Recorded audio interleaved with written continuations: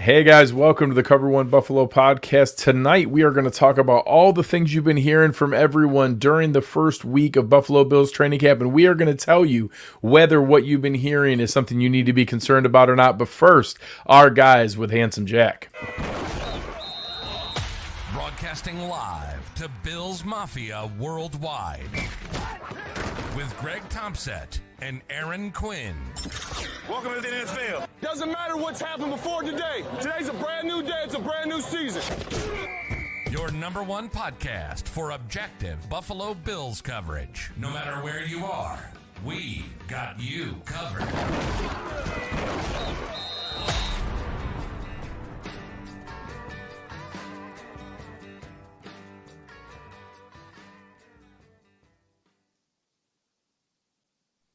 Good evening and welcome to the Cover One Buffalo podcast. You are joining your host, Greg Tompsett, along with my partner in crime, Aaron Quinn. Aaron, how we doing? I miss you. I miss you. We were together for multiple days. We slept under the same roof and everything. Yeah, it was nice. I actually missed being at camp. I'm back at home, and things have been crazy. It's been a wild couple days, so a little bit tonight I might be playing a little bit of catch up. I think I'm fairly caught up, but we'll see. We'll find out. And some of you may notice we have another person with us here. Greg. Some of you may know him as the sports anchor from Spectrum and multiple other places. Our man GV, Greg Vorse. How we doing? I'm doing well. Thanks for having me. About a month with you guys. And as you mentioned, about 13 years, a third of my life, more than a third of my life, covering the Bills on TV. So I got a little bit of experience doing this as the credentials behind me.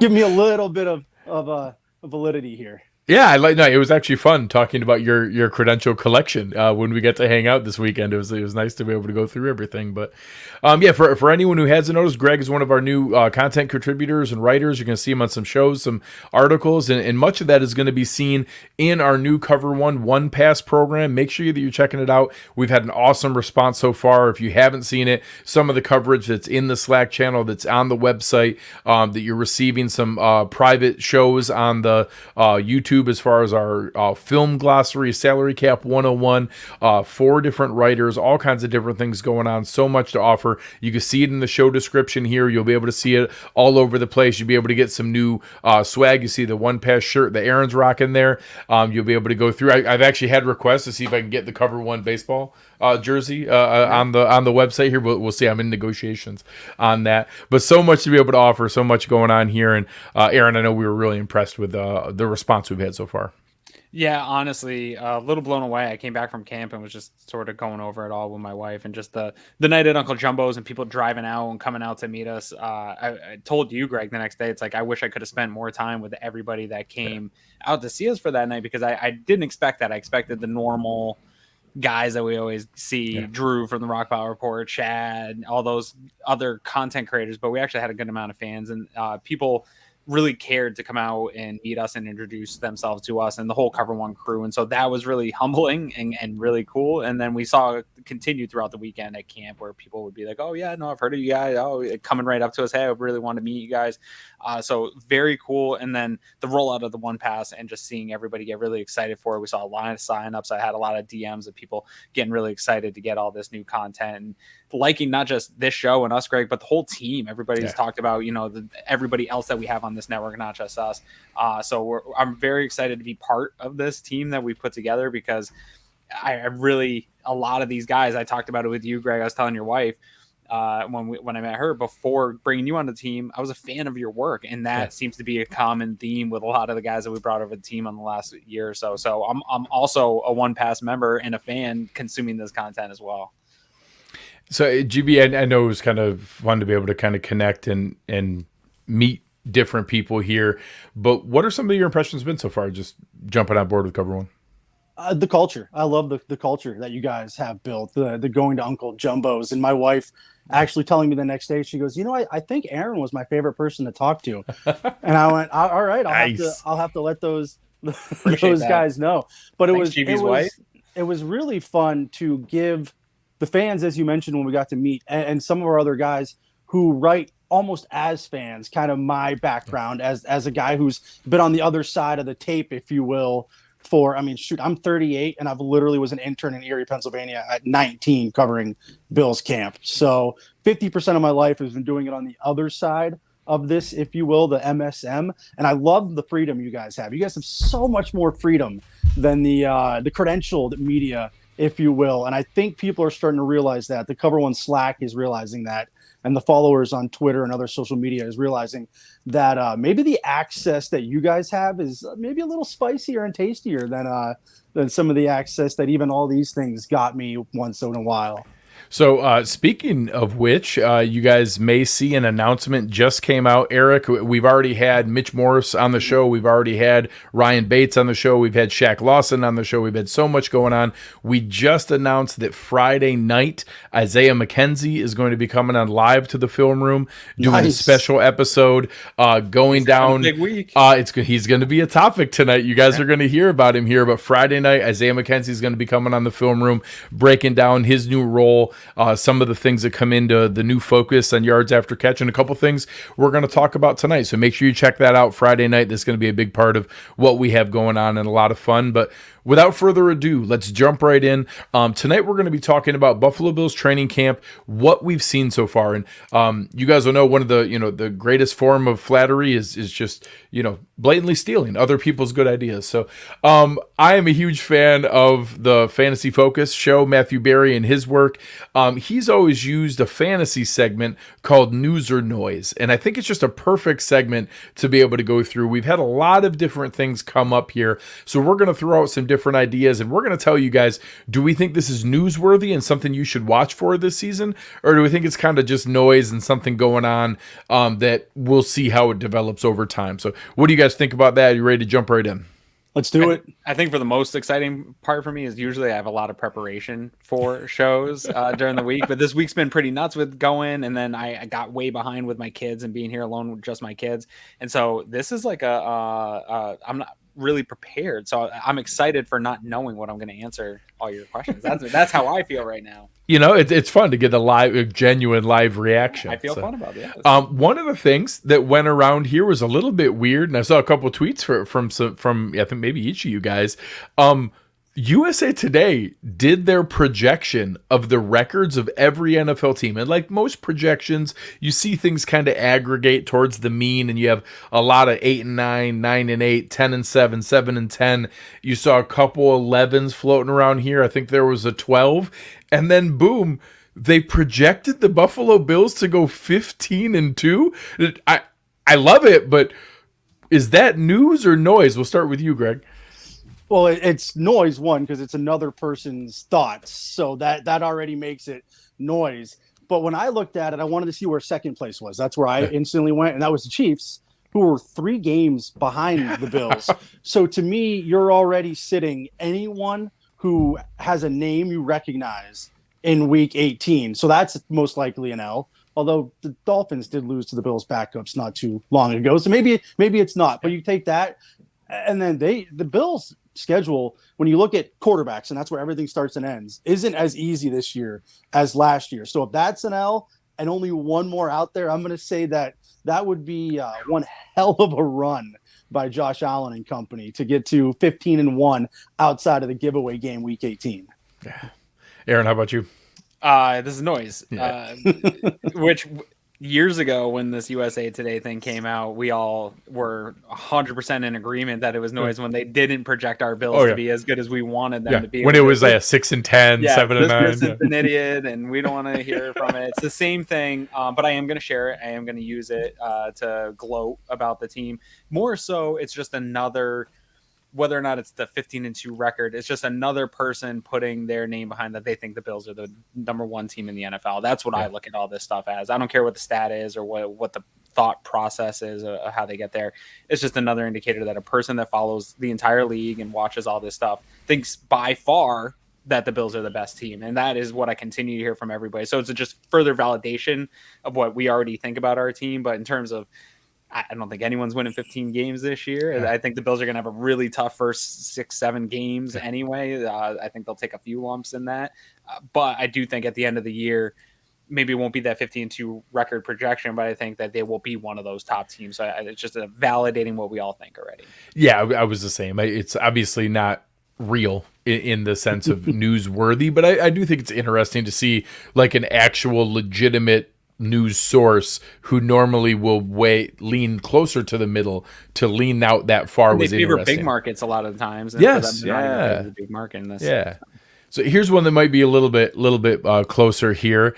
We saw some video, we saw some pictures, we saw him on a bike, we saw him doing some interesting one-legged hops I wasn't familiar with. Tre White's workout so far. I'll start with you, Aaron. Is that news or noise? It's news because it's probably the one thing about camp that we don't already know going into camp. I think that matters the most, right? Like next it would be, how are the rookies doing? And how are these guys that we have never seen before? But everything else feels pretty well in place. And we'll talk about it later. And I've made jokes about it that I'm kind of sick of all the side stories, the Ed Oliver grabbing a camera and all the little things. But the reason those are becoming stories is because there's not a whole lot else to discuss in terms of, the offense played really well today, but we kind of expect that, right? Like we expect all these things to go well at some point, to have just a really nice camp. But then you have this one major injury to a superstar on your team. And a lot of that, we look at that stretch in the first half of the season, that's a tough stretch. So I think everybody's hoping we haven't been told what this schedule that Tre is on, that he is on schedule. We just don't know what the schedule is. So I think there's still some hope, at least I am within Bills Mafia, that day one could be part of this area that he's in, and to see him jumping and moving around. I'd like to see, as this progresses the next week or so, some more cut activity where he's putting a little bit more weight in that way. But it's all good signs. And I sort of expected it when I said it at training camp to you, Greg, when we saw him at the Micah Hyde softball game. To me, that triggered something that the Bills' health training staff wouldn't have let him participate in that. They would have let him go, but they wouldn't let him participate, even though that's a silly softball game type thing. If he wouldn't be ready for the type of exercise and the type of work that he was able to do on the sideline this week. So to me, that shows, hey, when they say he's on schedule, there's no setbacks at all. He's exactly where he needs to be. It's just a matter of, is that for week one or is that a month into the season? That's what I'm dying to find out. But as long as the coverage continues to come in on it, and we have smart people like Banged Up Bills, I know there's a bunch of other doctor type, physical therapist type people that watch that stuff. I want to see over the next couple of weeks if they see a progression and can start to maybe more pinpoint when a date is. But I think the news is real. So GB, how about you? It's definitely news. Riding a bike, I just kind of blew off. Everybody rides the bike on the sidelines. It was the hopping around videos that we saw that you mentioned. And then the taking a sledgehammer and hitting a tire normally is one of those, like, look at me kind of things. But to have him and the Bills staff have the faith and stability in that knee now to do something like that made me go, okay, we're getting somewhere here.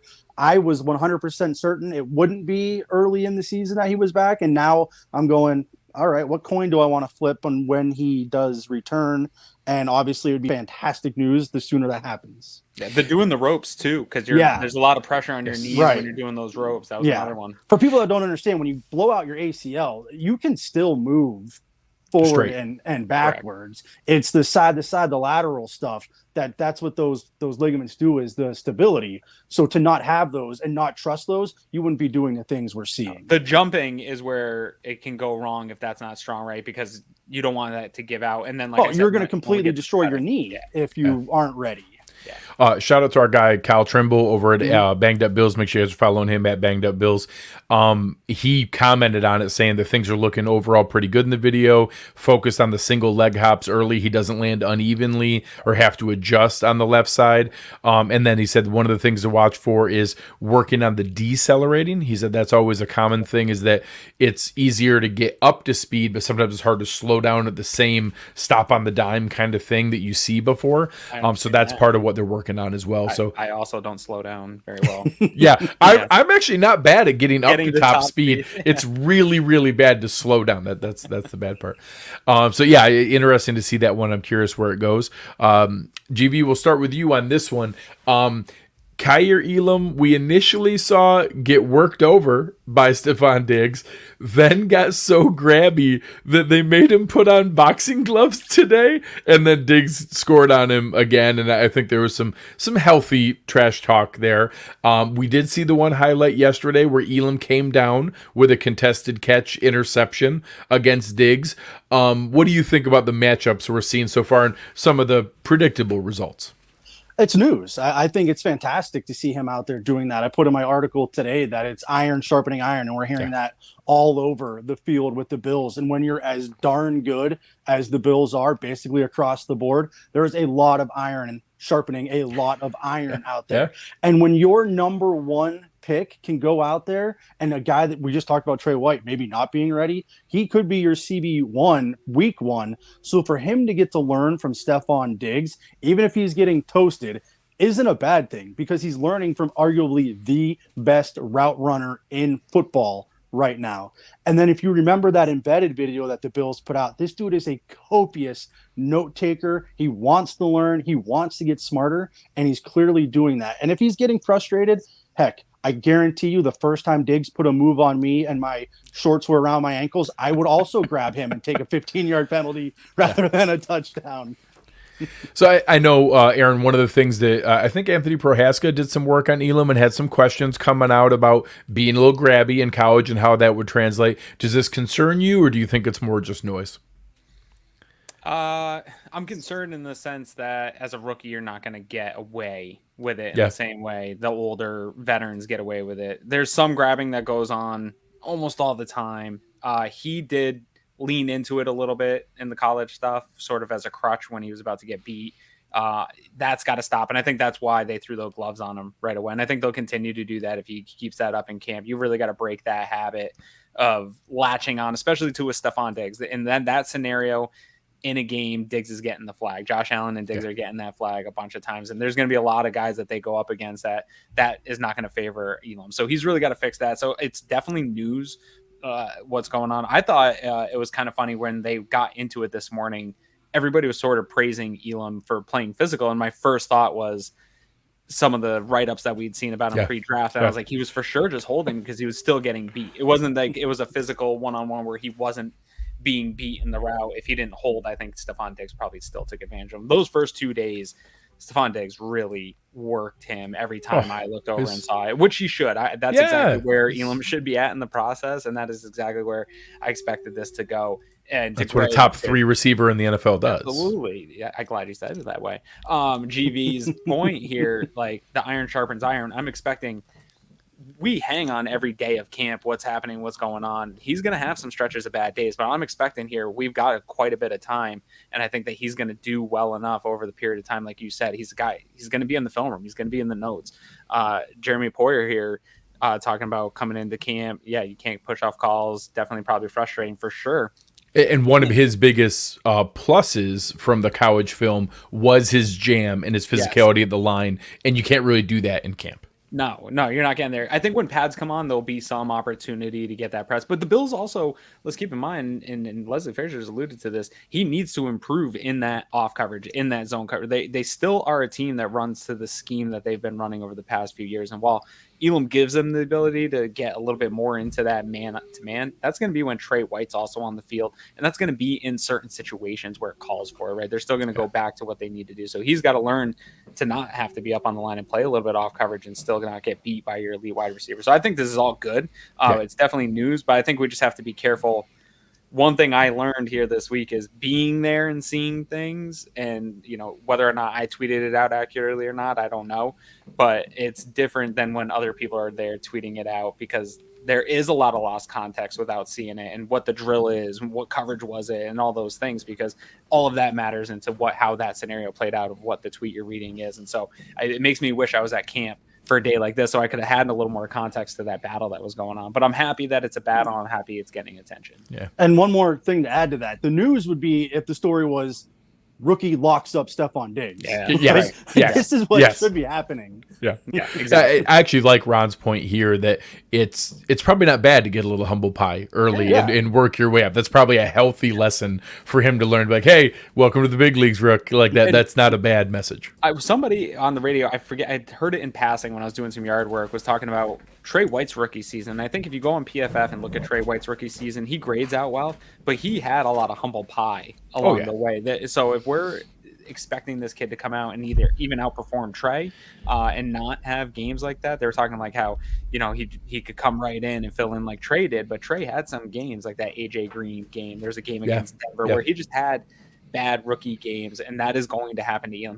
The practices that he's had against Diggs, he will have those moments in games, and we'll just have to hope that the good outweighs the bad. So we'll stick with the wide receivers here. We'll talk about, a lot was made about Gabe Davis putting on weight, adding different things. Maybe a little clarity came in today. They were talking about how he's listed at 210, and they said he's weighing in at 228. GV, is that something you've heard players go through before? Did he put on 18 pounds of muscle? I don't know if people quite understand how much 18 pounds of muscle. You can't see it, but behind my camera is my little workout room, and I'm looking at my 15s sitting on the floor thinking, like, just adding that in a couple months doesn't really happen. Like a 16-year-old does that when puberty really starts to launch them, and they go to the gym. Are insane. Yeah, exactly. And you're going to the gym for the first time, but that doesn't really happen to most adults who are already towards the peak of their physical excellence, which is why he came out today and said, no, I actually was playing closer to 220. I maybe gained 3, 4, 5 pounds. It's not quite as big of a deal. And he's a dude that plays. He's what you dreamed Duke Williams was when everyone wouldn't stop talking about what Duke Williams could be. He's what you dreamed Kelvin Benjamin was going to be whenever they made the trade to bring him over. He's going to be a guy that plays with his body. So having a little more mass, as long as it's not hindering him, I'm all in. That's all news I want to hear. Yeah. I think this is an easy one, Aaron. Well, first of all, I think the best news of the day is that he's allowing us to go by Gabe. I do. I like that. Yes. I think it sounds better. I think his marketing people were absolutely right. And it saves me some characters on the tweet box when I'm talking about Gabe Davis. So I love this.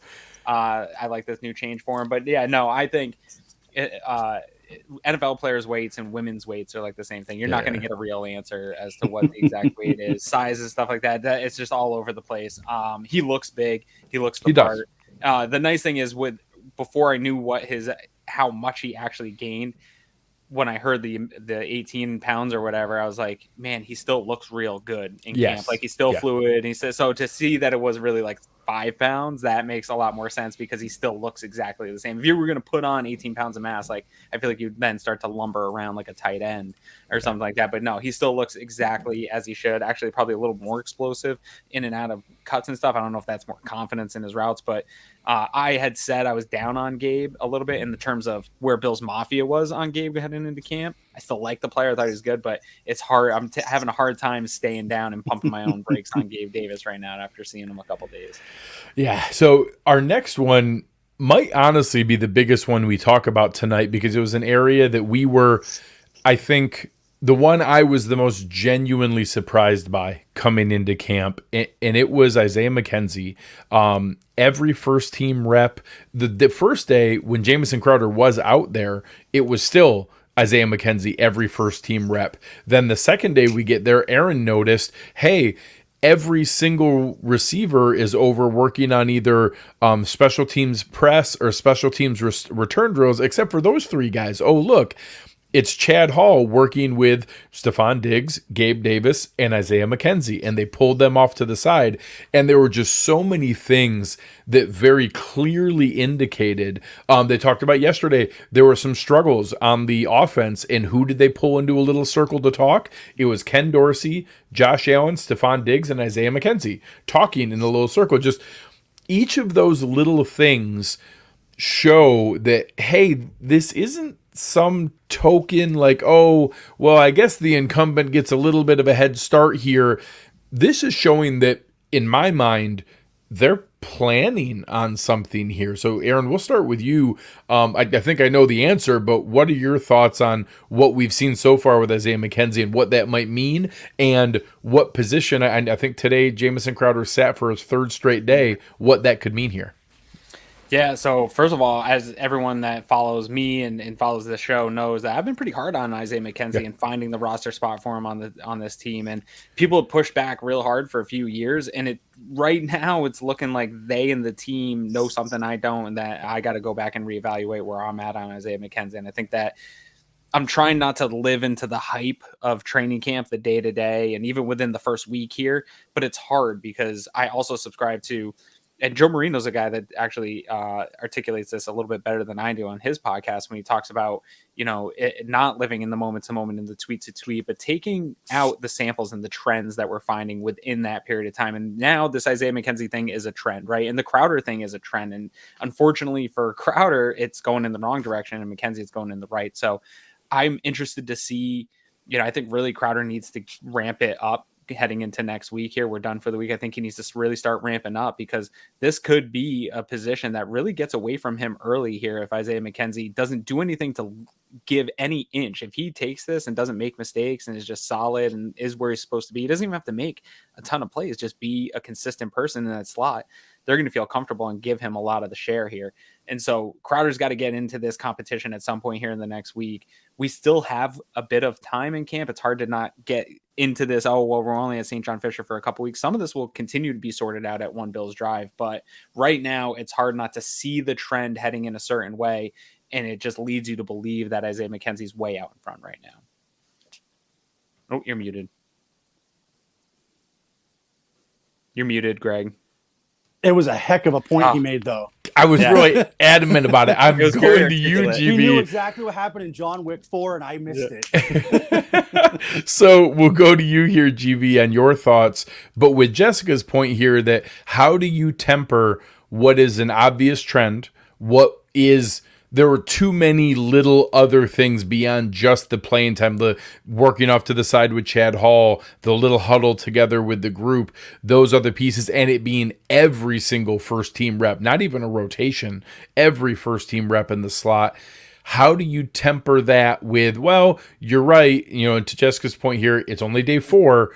How do you balance that in your mind? I was all in with what Jessica said, but there was a comment from Ken Dorsey that made me go, you know what? Maybe there is more to this. And we know how bad Josh Allen and the Bills want more yak out of this offense this season. And Dorsey basically said that the guy on the roster right now doing the best at giving them that is Isaiah McKenzie. He's running crisp routes. He's getting separation. He's moving after he gets the ball. And if he does that, it's going to be hard, as Aaron mentioned. It's going to be hard for Crowder to catch him. I live in a world of cliches coming from TV like I did, but availability is the best ability. Man. Like it is. I don't care how good you are. If you're sitting on the sidelines, it doesn't matter. So right now, neither of them are the incumbent. Those 112 targets lost from Beasley being wherever he ultimately goes is 184 when you add in Sanders. Exactly. Those are going to get divvied up in some form or fashion. But right now, if you were going to give a target pie, McKenzie is starting to eat into a little more and a little more and a little more as this becomes a trend and not just a blip, as tightness has held Crowder out for these 3 days. Let's not forget, yes, it is 4 days, but again, if we're talking about trends, Crowder has struggled to stay healthy over the last few years as well. So this isn't some player that's like, he hasn't had any injuries in the past or hasn't had trouble staying on the field. This is a guy that has had those issues. Jets fans were quick to get into the mentions of, oh, Crowder not available. Interesting. Like they had seen that before. And so that is also a trend, though, that this could be, he has some injury history. This could linger longer than is okay for somebody that's supposed to be competing for a starting spot. It doesn't mean that he still won't have a role in this offense. Like maybe over time you can't earn that back. It's a long time to camp. She's right. Jessica's right. But it's a long season. They're willing to make changes in the season. But we have to talk about right now if that's a story or not. It's absolutely a story. I think it's the biggest story at camp. So one of the next things that we'll talk about here is the potential when you have something new that's added in that can develop and really be able to bring a lot of benefit to the team. Aaron, how big of an impact do you think having turkey burger time will have on like the outcome of the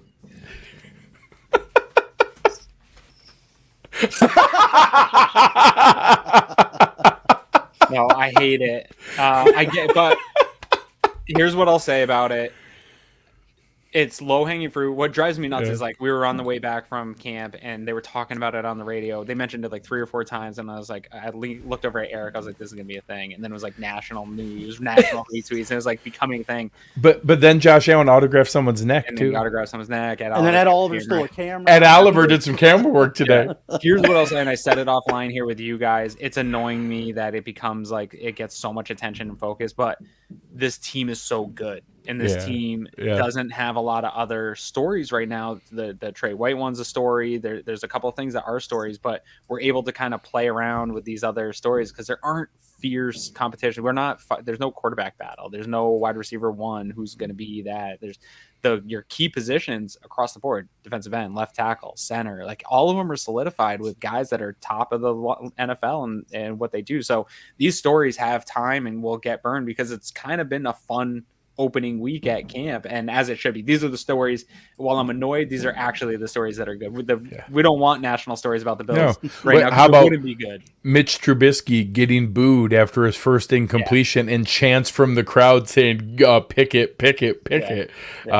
We could have it much worse. Yes. So all right, we'll rein it back in. Here. We'll start with you, GV. How about some of the new guys who are flashing? Obviously, both of them have a bit of some talent in front of them to carve out a big role, but they're at least making a name for themselves to be able to make it a discussion. A lot of positive buzz and consistent flashes from both Khalil, Shakir, and James Cook. I'm going to be honest with you guys. I'm a college football nerd. When the draft comes around, go blue.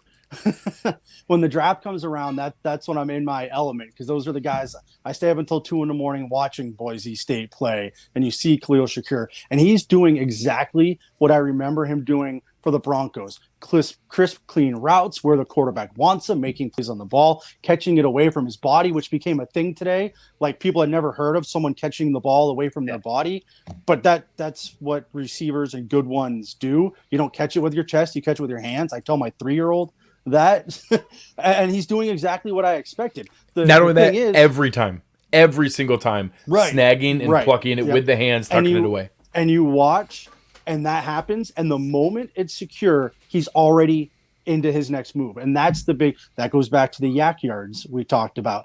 That's where you make someone miss, and all of a sudden 3 yards is 7, 11, a tutty. And James Cook, go back to Michigan. I watched this dude shred them in the college football playoff. I watched him do this his entire career.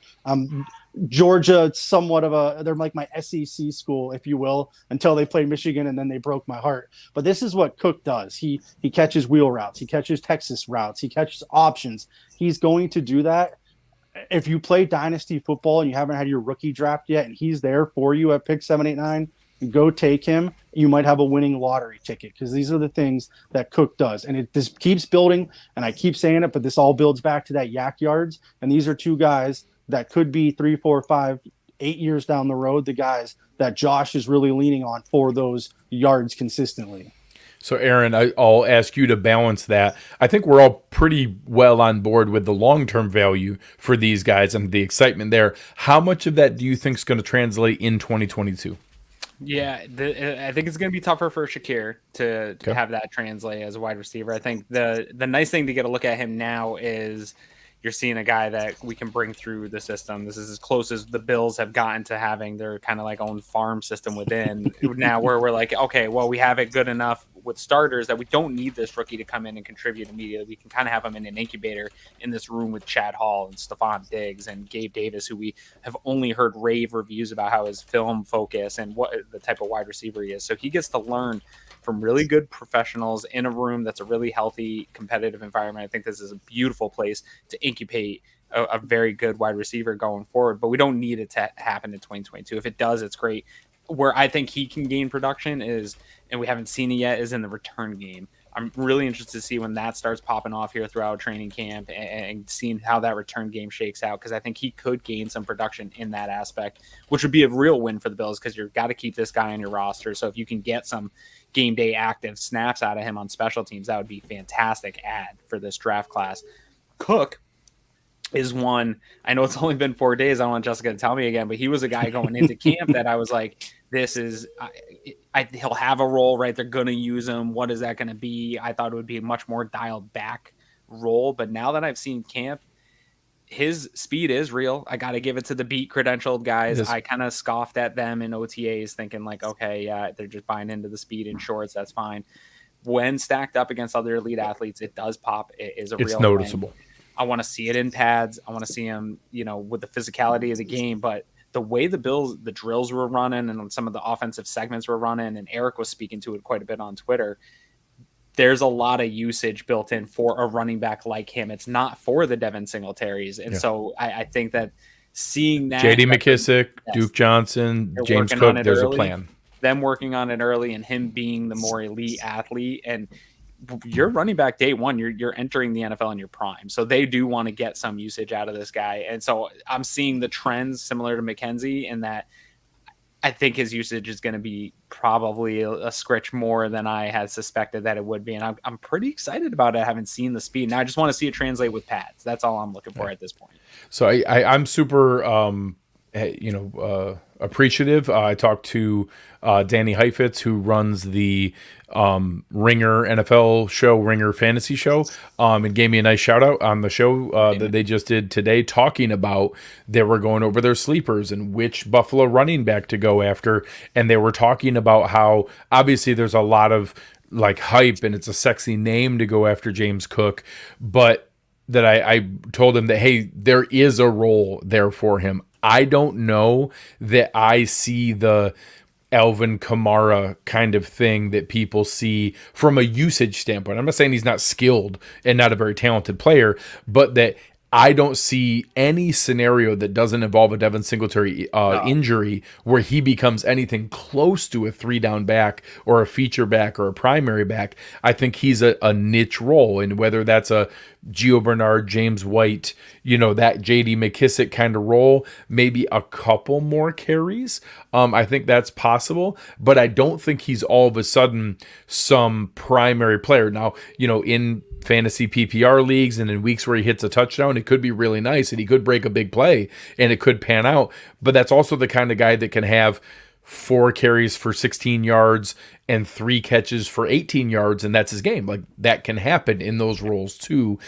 Devin Singletary, I still think, is going to get more touches than James Cook, even if it's maybe 60-40, 70-30. I think Cook is going to have a role, but Devin Singletary is still the primary back and the lead back in the best offense in football, and I think that's still a thing.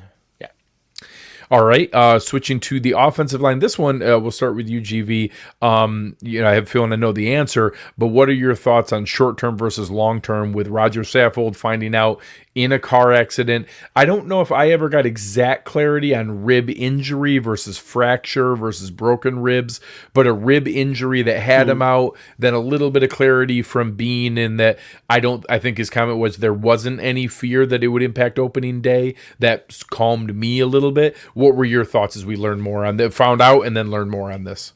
Well, hopefully he's okay was obviously the very first thought, because when you hear car accident, you're like, oh shoot, like what are we talking here? And then as you just mentioned very clearly, we learned that it's not quite as bad as we thought. This is where it's nice that Bean has made the moves he's had to get the depth that they now have along the offensive line, because 2 or 3 years ago, and we're all running around doing a fire drill trying to figure out what the heck they're going to do to fill these spots. But the line should be all right. I do think it's a big deal, because I would like a new player in this team, in this system, getting an opportunity to be in front of Josh Allen and learning what he's going to do, learning Josh learning him. But he was with Cromer, so we also have that he knows what Cromer does. They were together with the Rams, so that eases me a little bit. So I'm on the borderline of it's newsworthy, obviously, but it's luckily, a car accident happened so early that, as you mentioned, Bean said he should be ready for week 1. He knows what Cromer wants. He's a vet that's been around the way. So this isn't Spencer Brown having this. And it's like, oh my goodness, they just lost their right tackle who only has 17 games experience. What do we do? Aaron, how about you here in this one? Yeah, it's a different day and age too, right? We saw Saffold that first day at camp, and the guy's a physical freak. So as soon as enormous. He's enormous, and he's chiseled. He's super cut. He's going to be in shape. It might take him a couple weeks here, having not been able to do that stuff. My only concern is rib injuries are terrible. I've only had bruised ribs, and I'm not comparing myself to an NFL athlete, but I could barely get out of bed, right? Like, we saw Cole Beasley try to labor through that throughout the season. Like, it's a very hard thing to do, and everybody's timelines are different. I do believe Bean that he's going to be ready for week 1, but as a Bills fan, to GV's point here, that it'd be nice to see him in that line, to see him next to Mitch Morse, to see that communication between these guys going. We want to see our best out there, right? And that's where it's at. And so it's definitely right there with Tre White to be monitoring. I don't want it to linger into the season at all. I hope that he gets right and has a few ramp up period here, a good 2 to 3 week period where he can ramp up and be in that communication. I think is the most important. And Eric Wood a couple years ago on One Bills Live talked about it's probably not as big as the media makes it out to be in terms of keeping offensive linemen together, because there's so many injuries that happen during the season. You're bringing guys off the street sometimes. Cromer shuffles them around anyways. Yeah, so the communication thing can get worked out pretty quickly, but I think more is also better, and time on task is only a good thing for this offensive line to gel. So I'm hoping he gets back here quick, but those ribs, man, that stuff could take a while, especially if he's having trouble sleeping. That could be a little bit before we see him. Obviously not a medical expert. I actually might ask Kyle Trimble this. I took a little bit of solace from the video of him riding the bike. He was both riding and doing the arm pump, and that if it was like you said, like the He's breathing. I can't get out of bed rib injury, even his version of that being a ridiculous physical specimen. I don't know that he'd be doing the pumping arm bike motion with the riding the bike. So I'm going to take that as some level of solace for me, that like, well, maybe it's closer to the precautionary side of it than the like super concerning element, but definitely something to watch for.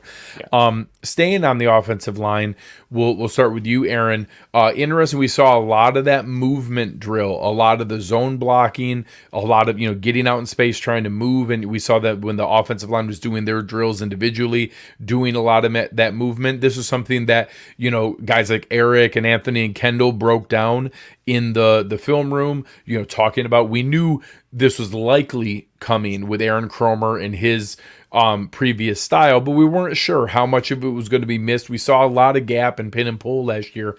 What are your thoughts on seeing more of this zone blocking and what that could mean for the squad? I definitely think it's news. Yeah. But I don't think anyone should be shocked to the point you made. I think when you bring in a guy like Aaron Cromer, who's a highly regarded positional coach, you sort of leave it up to him how that run game is going to sort of work and how he's going to teach. And I think that this is good. I think they should have expected this. It's going to be interesting to see how the different styles of running backs play into this zone. And that's one thing that I'm really interested to see as the pads come on and we start to see more of the run game. Those first few days we were at camp, a lot of stuff was getting worked on in the passing game, within the red zone, all these things.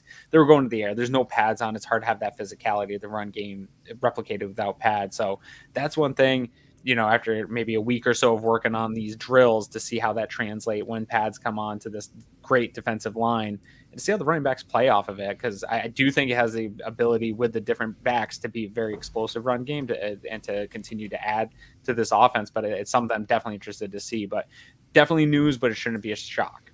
Yeah, I agree. So GB, along those lines, I think you add in the additions that were made. I think Joe Marino's done some really good work on this, on how much athleticism was brought into the offensive line. One, is this something you anticipated? And two, how do you think we might see maybe some of those impacts with maybe the speed James Cook brings to the backfield? Well, what I was going to say was, if you want to kind of see how maybe Moss, Cook, and Singletary get used, and you're a film nerd like many of us are, go back and watch the last couple years of the Rams, because they've had no problem using Henderson, Akers, And oh my, I'm having a brain fart now. The guy they traded for the Patriots, the first round pick. Oh, Sony Michel. Michel, there you go. How those guys are all different bags, but you can almost kind of link them each to what the Bills now have and what they have in their backfield, which may have been done on purpose to having Cromer come over. But you talk about the athleticism, it's clear this O-line is specimens. I think one of the viewers used that word about Gabe Davis. But this O-line is full of specimens, literally across the board. Yeah, I mean, and deep too. Yeah, and what I don't know if people know, like I'm 5'10", about 190. I've stood next to Mitch Morrison, had a conversation, and the man could just like hug and lose me. He could put his beard on top of my head and I'm gone. Like these dudes are so big, so athletic, and it's been done on purpose to have these guys in place. So there's another. If the Bills are up by 30 and you know in one of these games and you want to start watching a group, watch and see what that line does. Is they're rotating guys and how they're using them. So another one that we'll look into here as we kind of flip to the tight end group.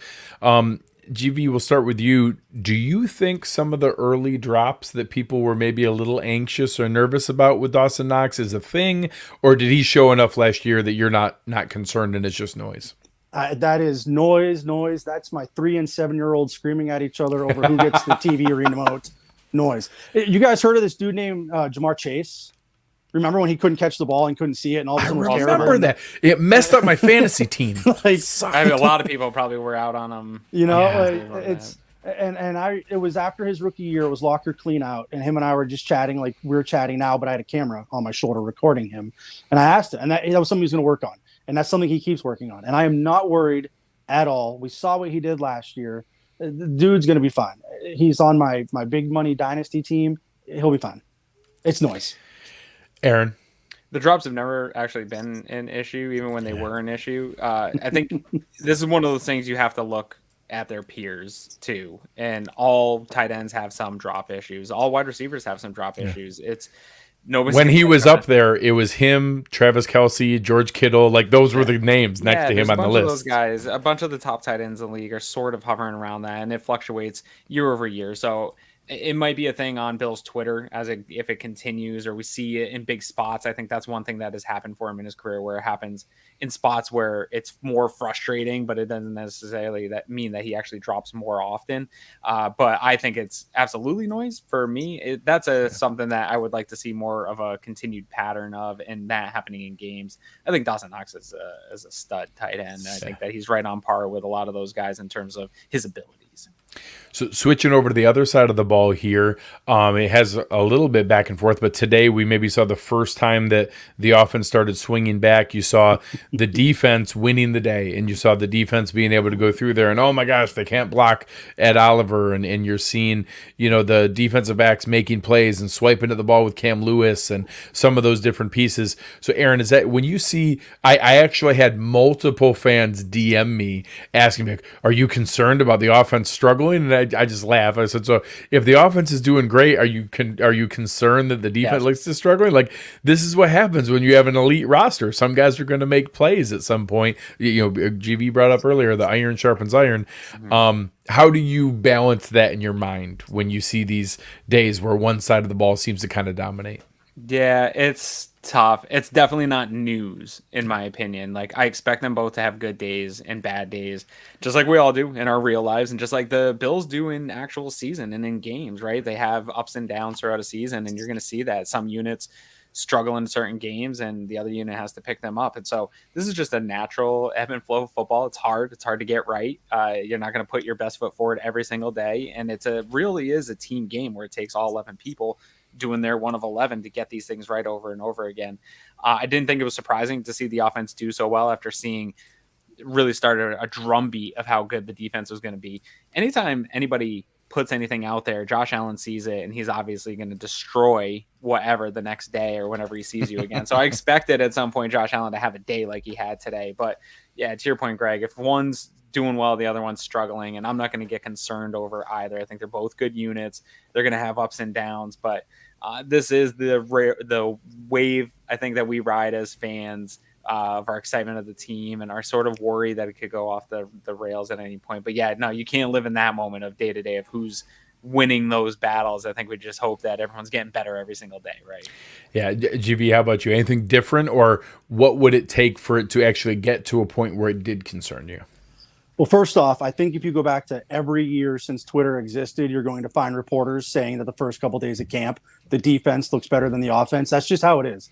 The defense is going to look better, especially when your defense is a cohesive unit, that they're bringing everyone back or bringing their coaches back. Everything basically is the same from last year. And, oh, by the way, they added Von Miller. So, like, the defense should be good.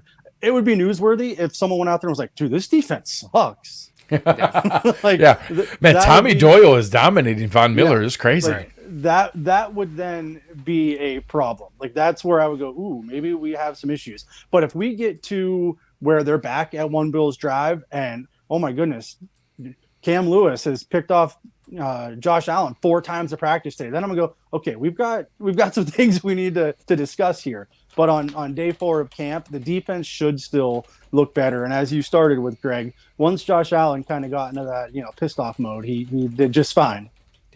Yeah, it's too much to juggle that way. But I get it that the emotions of it make it feel like you want it to be. I think people's minds want the offense to be perfect every day. But realizing that we actually have a defense that can keep up with and make it a battle with this offense is wonderful. That's awesome, and that's going to pay dividends as we go. And again, this is an area where you're just getting the context of, we saw just a lot of tweets coming out of, wow, Josh looks great. Wow, touchdown here, touchdown there. What we're not getting is the context, because a lot of the things that are happening in these periods, it's segmented when we're seeing the teams together, right? So they're working on something specific. The other day it was 3rd and longs, and then the first day it was like 3rd and shorts and red zone work. And so some of those positions are more advantageous for the defense, like red zone, right? That's going to be a day that just is probably going to look better for the defense more times than not, whether it's camp or not.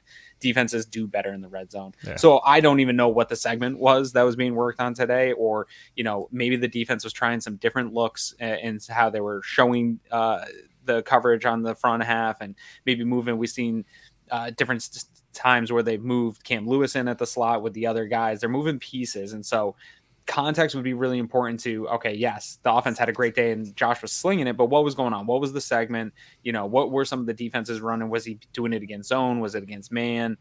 Some of those things I would like to have seen a little bit more of, but yeah, on living on the day-to-day of who's winning, who's not, that doesn't matter. It's the why. It's okay. Yeah, the offense had a good day, but why did they have a good day? Yeah, I think it's a good way to look at it.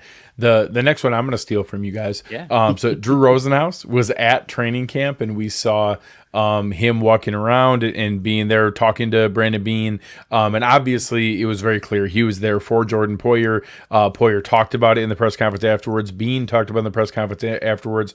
This has to be news in the way that you approach it. But I will say, the same way I said it when we were sitting in the stands together, the only reason Drew Rosenhaus was there was to discuss a contract for Jordan Poyer.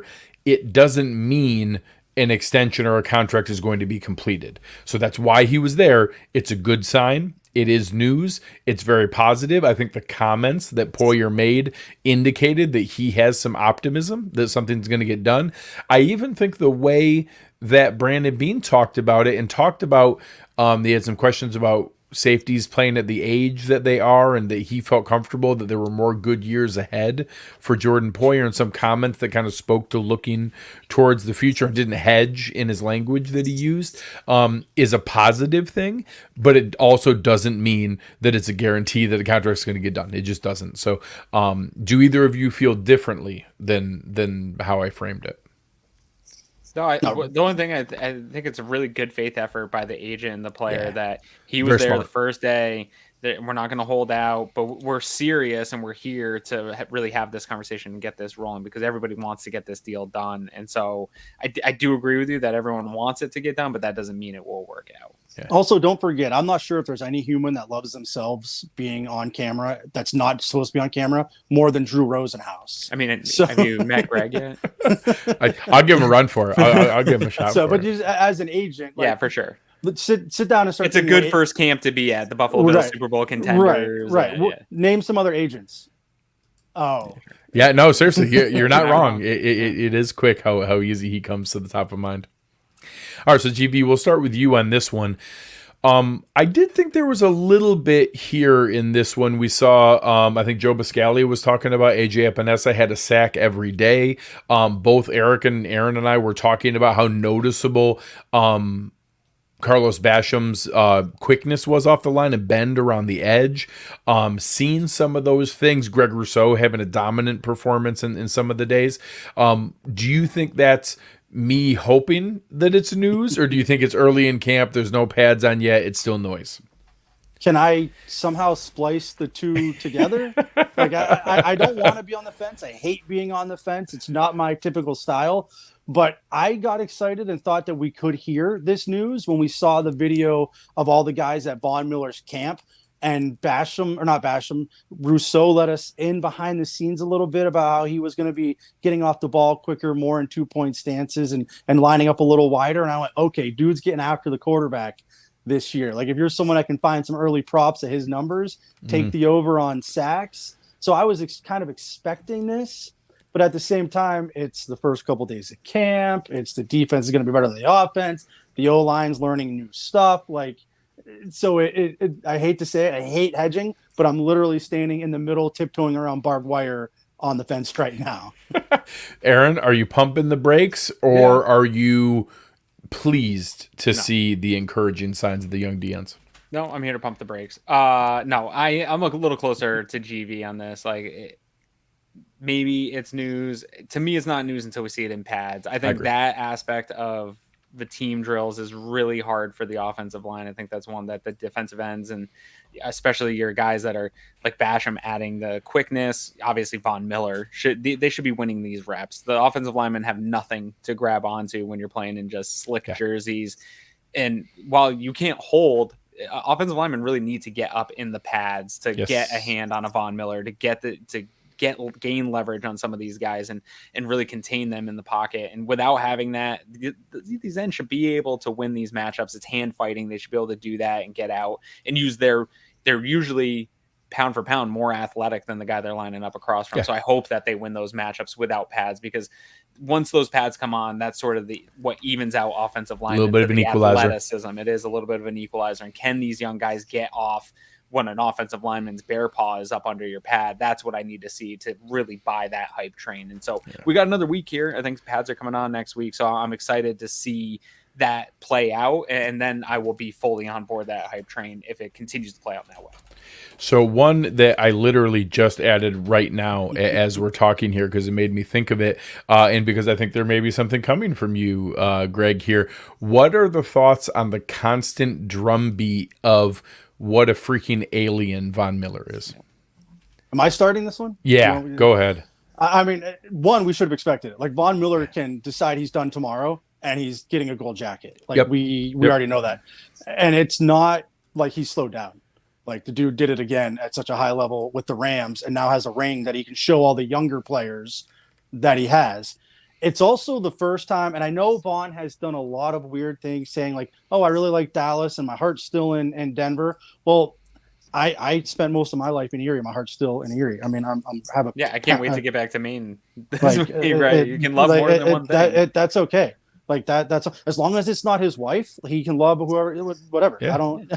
I don't really care. He signed with the Bills. So guess what that means? He loves the Bills. Yeah. He's sacking the other quarterback for the Bills. But I do love what he's bringing, because after him, when you start to think about it, it's Ed Oliver, still relatively young. Obviously, Basham and Rousseau going into their second years. Epinesa going into his third year. So it's a pretty young line when you peel Vaughn away, and him having the ability to be another coach like he was today when he took the day off is just fantastic. So I love what he's doing. And then you also, going back to iron sharpening iron, you look at what Dion Dawkins said, and Dion Dawkins used words that I'm not sure you have to find where you can find them in the dictionary to explain elasticity for what Von Miller does. But it's that rising tides raise all ships. And that's exactly what he's doing, but he's doing it for everyone. You're going to see the best of Ed Oliver. You're going to see the best of Basham. You're going to see the best of Groot. And it's all because of him. And then it goes out, because guess what? When that D line is getting pressure, Milano looks better. Edmonds looks better. Maybe you don't need to rush Tre back as early as you thought, because guess what? You can wear boxing gloves as Elam if the quarterback's on his back in the backfield. So, yeah, maybe I just got a little too excited about how much I want to talk about Von Miller tomorrow. But it's just, I've never hidden this. At heart, I am a Raiders fan, and I want to see what Chandler Jones can do for them. And you got Chandler Jones on steroids in Pittsburgh right now. I couldn't believe it, Aaron. Greg was joking about the terminology Deion was using in his presser today, but it was accurate because it is so hard to explain how. I've been watching football my whole life. I'm a fanatic. I love watching football. Mm-hmm. I've never seen someone like bend or move the way he does. It's weird and it's fun. I'm super excited he's on our team. Do you think that's, again, just excitement early? Or do you think that's maybe a preview of what we might have to come? Yeah, no, to me, what stood out, I was just talking about, had the same excitement GV just had, where I was out with some other dads in the neighborhood and we were talking about my experience at camp. And I've been to enough camps now and been around enough football in my life to know that every single person on that field is an amazing elite athlete. They were the best in their high school, the best in their colleges. They're absolute stud athletes. But then there's always a handful of guys that just are so much more elite than those guys even. And Von Miller is one of those. He just pops off around these other stud elite athletes. And this is one of those instances where, yes, it's only in shorts, but that's where athleticism just pops, right? And not only is he that like standing out among other great elite athletes, and when you look at what the Bills have drafted in terms of athleticism and the freaks that they have, there's quite a display out on St. John Fisher right now, field of great athleticism, and he's still standing out. But then you had all the other intangible things that GV talked about in terms of the leadership ability. And when you are a Hall of Famer, when you're still playing, that you're doing things the right way from day one to day two, all the way to the Super Bowl. You're doing things right every single day. And Sean McDermott and Brandon Beane absolutely love that. And I think they're happy to pay this man to bring that type of maturity and doing things the right way to get to where they want to go within the building, so that those young guys can learn how to do it. And it's not just the defensive line, it's the young guys all across this whole locker room of learning how to conduct yourself like a pro and get the best out of your freak athleticism, because you can't just come in and be a freak athlete. You also have to do things the right way in the NFL. So Von's got the full package. And I do think there's going to be a really nice trickle effect throughout the young part of this roster. Yes. To make Aaron mad real quick, he is so big in that defense. If he said tomorrow in a meeting, don't you dare touch a turkey burger, no one would have one. Mm-hmm. Seriously, no, honestly, like they are hanging on every word. And those two things lean into what I've said from the first day. It's the domino effect. That domino effect is on the field and off the field. On the field, it's the gravitational pull of the double teams. It's being able to, run those stunts and twists and having that guy that everybody's terrified of that helps everybody else. It's flushing out the pressures into Greg Rousseau's enormous pterodactyl size wingspan to be able to catch all those things on the field. Then off the field, it's the domino effect of bringing all the guys to his pass rush summit. Literally, they talked about him. They gave him a rest day today. Just a veteran rest day is just the way that Beane and Aaron McDermott manages veterans, and that's a very common thing. But he wasn't off to the side riding the bike. He was in the huddle helping the guys. He was standing there with the coaches monitoring and going up to Rousseau and Oliver after every rep, giving them tips and things like that. That's why they signed him. That's why they were comfortable guaranteeing the money. They knew the work ethic. They knew the time and the energy he wanted to put into it wasn't going to be some short-term cash grab, is that he wanted that to be able to come in and be a part of that. And they're seeing all the benefits that they can reap from that total domino effect, both on and off the field. He's everything that Lorenzo Alexander brought to the team in one of the Bosa's bodies or Myles Garrett's body. Seriously. That's where I am with this. all that, veteran mentorship and that perfect leadership, but also a ridiculous freak of an athlete. And I want to give a shout productive. out. This isn't like he's like limping in here at his last stop. Literally just led the NFL in pressures in the playoffs last year, including 2 sacks in the Super Bowl. And a good example, Sal Capaccio did a really nice rundown of the sacks at age 33 and beyond, and the elite high-end pass rushers do age well, and that you've seen, Bruce Smith being, better than any other example, and Reggie White and Julius Peppers and Jared Allen and Michael Strahan, and that, those are lofty names, but that's the class Von Miller is in. Von Miller is in that Hall of Fame all-time great class. That, those all-time greats, they age better than other guys do, and they play pass rushers in that tier play into their 30s. It's very feasible that he has multiple high-level performance seasons left. All right, one final topic before we head out here. I'll start with you, Aaron. Do you think it matters that Matt Hawk has been out punting and outperforming Matt Araiza? No, I don't think it ultimately matters. I think it's interesting in that this is another area. I probably have 3 or 4 L's coming my way here from my spring conversation about what training camp would look like. I kind of mocked this idea that there was a competition, and I think at least there is more of a competition in terms of what we were talking about at training camp, where Hawk's now at least pushing for this job, where Araiza is going to have to earn it with good, consistent punting. If he continues to be super inconsistent throughout camp, there's a scenario where the Bills' hands might be tied in that, like, hey, we can't live with inconsistency. I heard the other day they did a pretty good job holding and all the kicks were made, but say that's very inconsistent and he's inconsistent with the punting, then, over the next couple of weeks, there could be a sscenario where Hawk might be able to keep his job. But at the end of the day, I don't think it's news. I think Hawk's putting himself in a good position for the 32 other teams that have punter tryouts basically this time of year across the league. And I ultimately think you're going to go with the rookie because you don't draft a punter not to use him in that way. But I like that it's more of a competition to the iron sharpens iron thing that we continue to bring up here. I'm glad they kept Hawk on. I kind of scoffed at that deal in the beginning. Oh, this is just insurance and they'll get rid of him. But he's going to be a mentor for the holding side of things. And now he's pushing him actually physically on the punt side of things to make him perform to a consistent NFL level. You really can't ask for much more. I think it's news in the sense that this is a good thing for the team, but ultimately I think it's the rookie's job to lose. So, GV, if you don't feel differently about the news versus noise, do you think there's at least some benefit of Matt Hawk pushing him and at least creating some pressure or strain?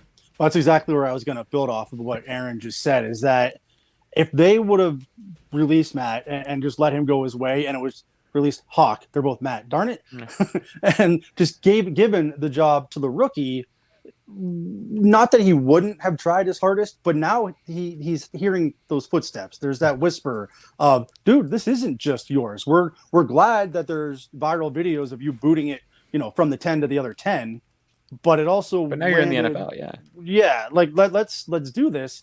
And it's not just yours, especially for a guy drafted as late as he was. Go prove it still. You still have to do it. And I think that is good that it's not just handed to him. Yeah. And I think that's spot on. And that, we would need this to be every single day for 6 more weeks, every day. Yeah. Matt Hawk outperforming Matt Araiza, that it just became so blatantly clear that, hey, we just got to eat the dead cap and pass on our 6th round pick and move on from him. I don't see any possibility of that happening. And one of the most important things was today, the reports that came out of he was the primary holder. Media got to watch. They did 7 kicks, and Tyler Bass was 7 for 7. And that all the holds looked perfect, even including kind of a low, not great snap, and he still got it down perfectly, and Tyler Bass went 7 for 7. That's the part that is the real differentiator, because no matter what, Matt Hawk having a pretty good camp, they watched the games last year too. Brandon Beane and Sean McDermott are aware of the 19-yard shank and the 21-yard shank and the 27-yard shank. So it's not like a good camp all of a sudden makes him a flawless, consistent punter.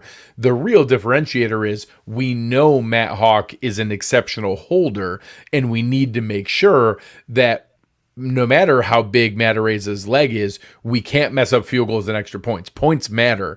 Field goals and extra points, you can't throw that out of the way because, hey, we might get 10 yards extra on a punt. So that has to be a filter. That's a criteria for him to even qualify for the job. So him going 7 for 7 to me today mattered more than the punting competition, in my opinion. Yeah. And one other thing. Oops, go ahead, Aaron. Well, I was going to say to your point about that type of pressure that it builds here internally in this competition, kicking, punting, these are things that require immense mental focus and strength. Like you go out, you have a bad kick, you might not see the field again for 20, 30, 40 minutes of play time before then you have to go out and perform again. And so having that, I think this is better than any physical test that he could have throughout camp, is having internal somebody pushing you and having to live with that day in and day out mentally that, hey, this guy's right there. I got to perform at my best. And how does he respond to that every single day in camp? I think that pushing the mental side of being a kicker is even more important than the physical side, because we know he's got the physical gifts. We know he's a freak athlete. He can get the holding and all this stuff down. It's how does he respond when things are tough, or he's not going to just get handed the job. And that's what I'm really excited for this competition. What I wanted to add was just the maturation process for him can be expedited, because it's a cliche in movies that, oh, special teams, go run over there by yourself and do your thing. But it's at practice when they're at one Bills drive, it's quite literally offense and defense out on the field, and special teams is in the field house by themselves doing their thing. So if he wants to take 1,000 snaps or kick the ball 1,000 times, it's honestly an option for him to practice. He doesn't need, oh, can I somehow get Josh Allen to come and throw me extra routes? Like, that's not a thing he has to worry about. Right. Yeah. And obviously I hope he, gets a spare bedroom in Reed Ferguson's new house, and just wakes up in the morning catching snaps. That's all I care about, is catching snaps, getting down a hold, Pete here asking, I want him to do it in pads. I want him to do it in big pads. I want him to do it in small pads. I want him to do it with gloves on. I want him to do it with no gloves on. Do they wear I want him to do all technically. They're like, dump ice on his hands, so they're cold. Technically required to wear pads. Not leg pads though. Just like a little shell. Shell like shoulder pads that used to be like in the suits in the 80s. Like they'd have shoulder pads in the suit jackets. Exactly. But I do think that it's interesting to see. I don't think it ultimately matters. I think that this is Matt Araiza's job without some, crazy lightning bolt circumstance happening. But God bless Matt Hawk. Good for him for the tryout that it is for the 31 other franchises, and good for him coming in. Jessica here even talking about, good for him coming in and putting his best effort forward. That he, really made it an effort and is making it a competition. I respect that he approached it in that way. Yeah. So before we close things out here, Greg, why don't you let the folks know what they can expect from you this season, what things you'll have coming up, and what kind of a role you're excited to play with Cover One as we jump into the season. I think it's a lot of what you've heard tonight is kind of trying to take people behind the scenes as the season unfolds and let you know what I've seen and what I've been through and what I've been able to do with the opportunities that I've had. I'm really good at the feature stories. That's why I've won awards as a sports reporter. So I'm looking, at opportunities to hopefully do that as the season unfolds. And then instant reaction videos, of what we saw, or doing Von Miller pieces. And the biggest thing is I'm a huge number nerd. So if you like that side of things, Hans and I were at Uncle Jumbo's on Saturday, and him and I were just nerding out, talking to each other about numbers. So just those sorts of things, kind of things that bring the fans maybe a little closer to the game, explain things maybe you don't know if you're a normal, just weekend fan. And I don't mean that as a negative thing. That's what most people are. Most people didn't make this their living, for 18 years. So I'm hoping to help bridge that gap for everybody and be that for many fans out there. If you have literally any questions about anything, you can see it on the screen at Greg Vorse. DMs are always open. Awesome. We're really excited to have you aboard. It's been awesome just to be able to hang out and talk and have another great voice in our Cover One staff DM, which is one of my favorite places of anywhere on any social media, is just our private staff DM. It's one of the best places to be. But really appreciate you and hanging out in the Cover One Slack channel and all the things that come there. So if you want to hear more of Greg's work, read all his work, see his videos, be able to hang out with him in the Cover One Slack channel, the only place to do that is to sign up for Cover One Pass, your club access, premium membership you're able to get. We're going to have new t-shirts, decals, a nice welcome letter from all of us coming, access to the Cover One Premium Slack channel, access to all of our videos, articles, everything that's out there. Or if you just want to show support for what we do and be able to continue to make it easier for us to have all the sites and access and resources that we have to bring you the good things that we do bring aboard, that's how you do that. And that's how you can help us be able to support that. Check it out in the description for the show. You can just go to cover1.net/onepass, be able to check it out there. It really, really helps us out a lot. It would mean the world to us to continue to support and build us up as we go forward. But Aaron, any final thoughts before we close out the show for tonight? Yeah, I wanted to first of all thank Greg. Our GB, like I was saying, big fan of yours. And you're right, the DMs you can are thank always me open. too. Yeah, I would thank you, buddy. The DMs are always open. You were always so approachable, even before you were a member here. We've had Slack or DMs going back and forth for a long time, and so I've always appreciated that. And Greg, you're right too. The one pass, you got to get on that membership.